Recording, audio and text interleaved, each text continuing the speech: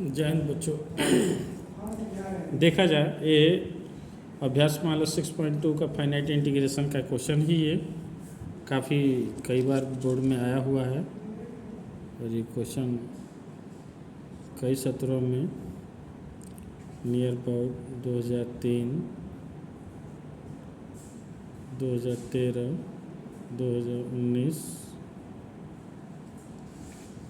और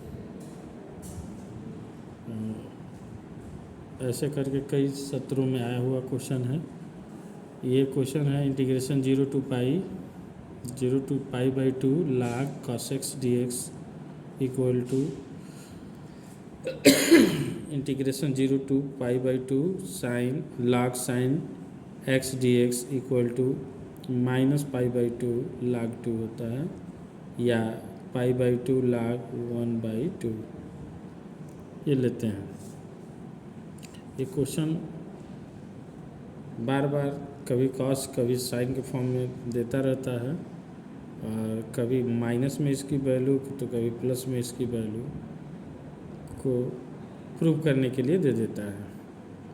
तो इसीलिए हम दोनों क्वेश्चनों को एक ही में सम्मिलित करके लिख दिए हैं ताकि आपको अच्छी तरह से समझ में आ जाए कि इस तरह से भी आंसर आ सकता है, इस तरह से भी आंसर आ सकता है। तो ये भी प्रूफ करने को कहे तो इतना प्रूफ करके 1/2 log 1/2 लिखा जा सकता है और इतने की वैल्यू इतने का मान इतना भी होता है। तो ध्यान दें इसको क्वेश्चन को कैसे करेंगे। तो क्वेश्चन को करते हैं और इस क्वेश्चन को छोड़िए मत, पूरे अच्छे से देखें क्योंकि ये 5 नंबर का क्वेश्चन है, पक्का है एग्ज़ाम में आना है और छोड़ेंगे तो ये नुकसान करेगा आपको। अवश्य इसको देखें और इसको एक बार दो बार अभ्यास करें, तैयार हो जाएगा। सॉल्व करते हैं। सॉल्व i इक्वल टू लिख सकते हैं integration 0 to pi/2 log cos x dx। हम चाहें तो cos x लें या sin x लेंगे, दोनों के कैलकुलेशन करेंगे तो वही आंसर आएगा। इसको इक्वेशन 1 मान लेते हैं और जब इसको इक्वेशन 1 मान लेते हैं तो चूँकि हम जानते हैं कि इसकी प्रॉपर्टी यहाँ हम लिख सकते हैं बाई प्रॉपर्टी। कौन सी प्रॉपर्टी लग रही है इसको जानें। तो प्रॉपर्टी है integration 0 to a f(x) dx equal to होता है integration 0 to a fa minus x dx। ये यही प्रॉपर्टी इसमें होल्ड करते हैं, रखते हैं। तो i इक्वल टू लिख सकते हैं integration 0 to pi/2 log cos pi/2 minus x into dx। अब देखें 90 में से x निकलता है तो प्रथम चतुर्थांश में त्रिगु चेंज हो जाते हैं, यानी साइन रहेगा तो कॉस हो जाएगा, कॉस रहेगा तो साइन होगा। ऑलरेडी देखें तो यहाँ cos x है, cos के फॉर्म में है तो इसको साइन में चेंज कर लेंगे, यानी i इक्वल टू लिख सकते हैं इंटीग्रेशन 0 to pi/2 और यहाँ लिख सकते हैं log sin x dx। इसे हम इक्वेशन नंबर 2 लिख सकते हैं।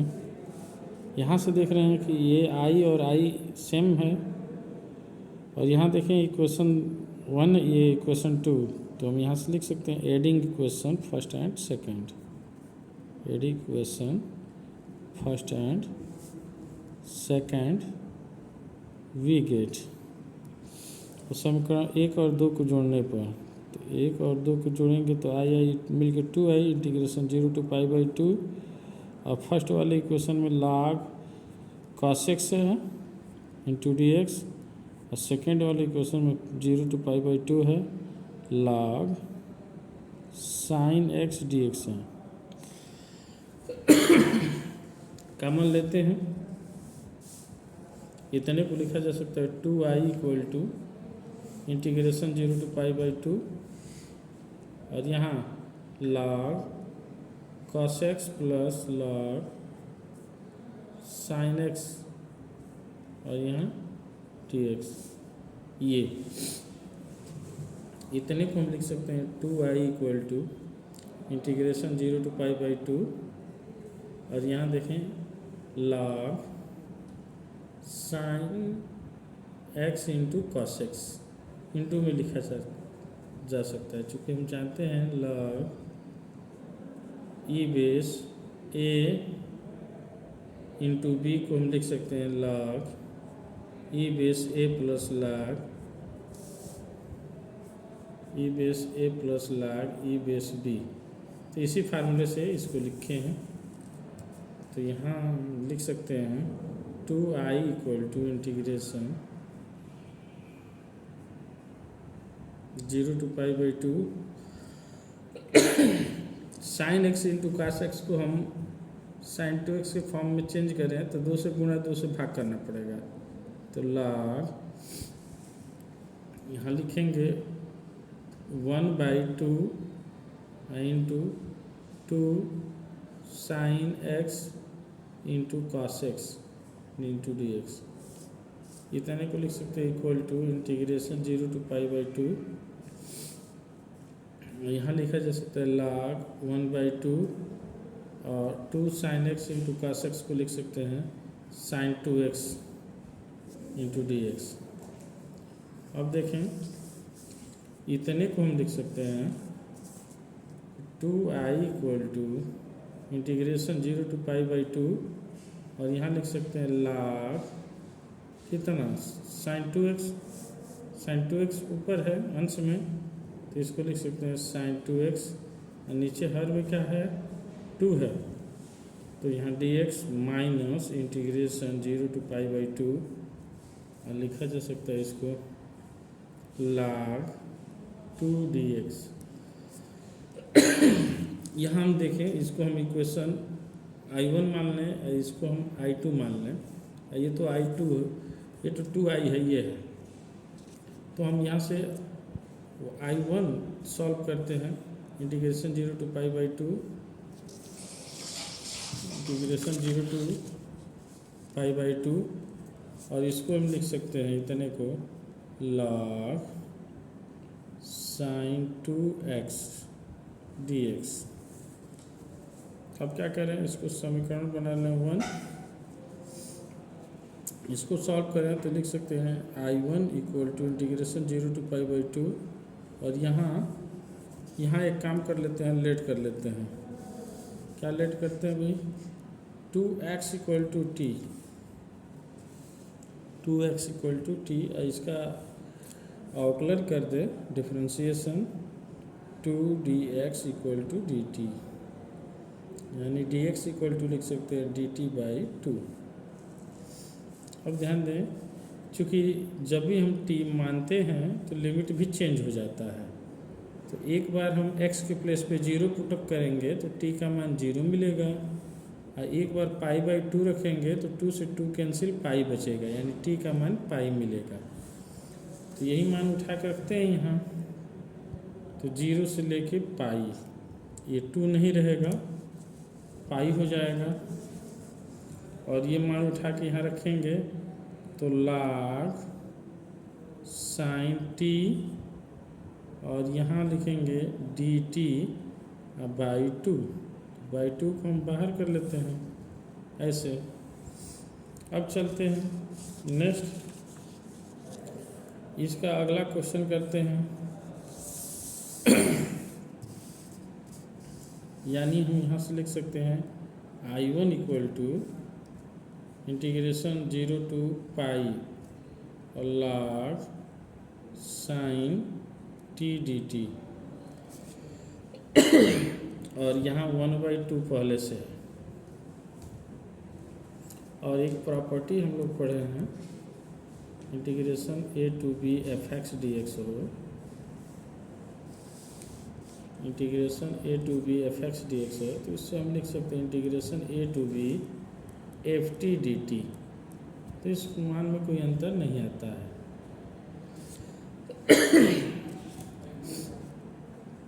तो इतने को लिख देंगे, इतना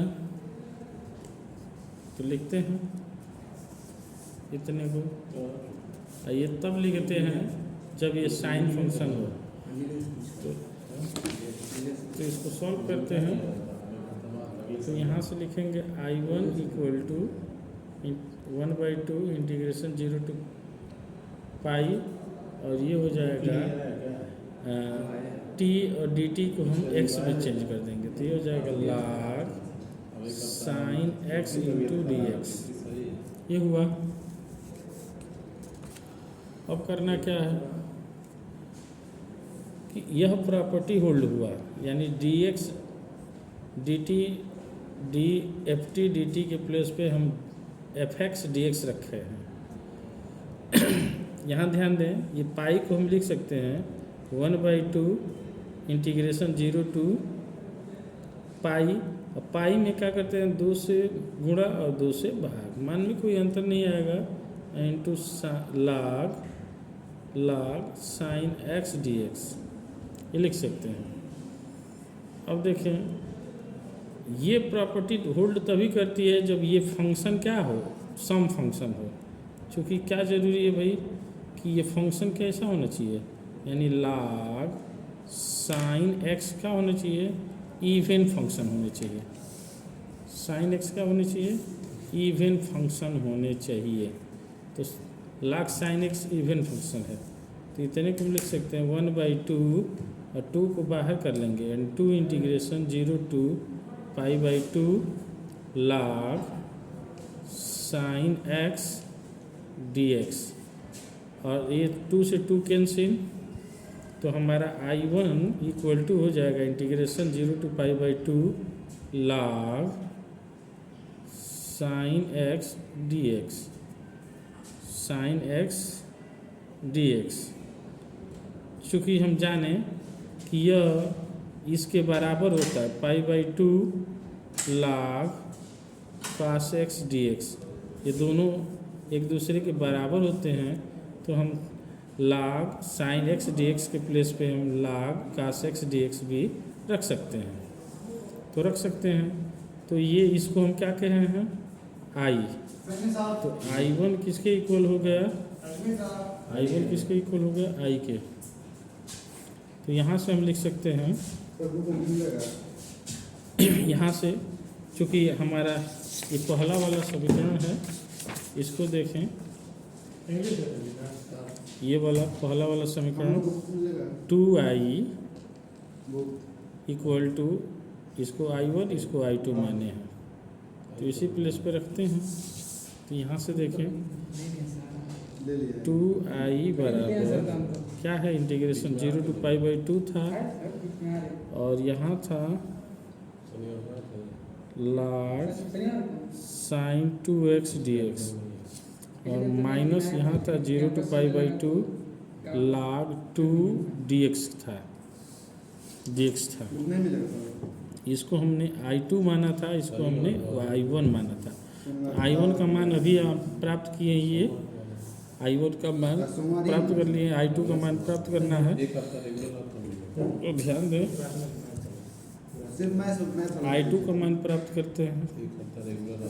I2 यहाँ से इंटीग्रेशन 0 टू पाई/2 और log 2 dx, log 2 जो अचर है इसको इंटीग्रेशन से बाहर करते हैं, log 2 अचर है, इसको इंटीग्रेशन से बाहर करते हैं, ये हो जाएगा log 2 इंटीग्रेशन 0 टू पाई/2 और 1 dx का समाकलन क्या होता है, x, अपर लिमिट कितना है, log 2 अचर है तो इसको बाहर रखेंगे, पाई/2 टू पाई/2 टू 0, ये अब इतने को लिख सकते हैं log 2, और यहाँ पाई/2 माइनस 0, पहले पाई/2 रखते हैं, यानी I2 का मान कितना मिल गया, तो पाई/2 log 2। अब ये मान उठा के यहाँ रखते हैं, यहाँ तो देखें 2i, इसको इक्वेशन 3 कर लेते हैं, तो लिख देंगे putting in equation 3 we get क्या मिलेगा हमें, 2i इक्वल टू, फर्स्ट वाला को हमने ये I1 I के बराबर है तो यहाँ I लिख देंगे और I2 को I2 लिखेंगे, क्योंकि ये I इधर ट्रांसफ़र होगा, ट्रांसफ़र करते हैं 2I minus I equal to I2, तो 2I में से I निकल जाएगा तो I equal to minus I2, और I2 का अभी वैल्यू कितना आया है यहाँ देखें, तो I2 का वैल्यू आया π/2 log 2, तो यहाँ रख देते हैं I equal to minus π/2 into log 2, तो ये आंसर आ गया ये। हैंस इसको लिख सकते हैं हैंस प्रूव। ये क्वेश्चन काफ़ी बढ़िया है और इसे आप अच्छे से दोहराएं और इसको 1-2 बार प्रैक्टिस करें। धन्यवाद। जय हिंद।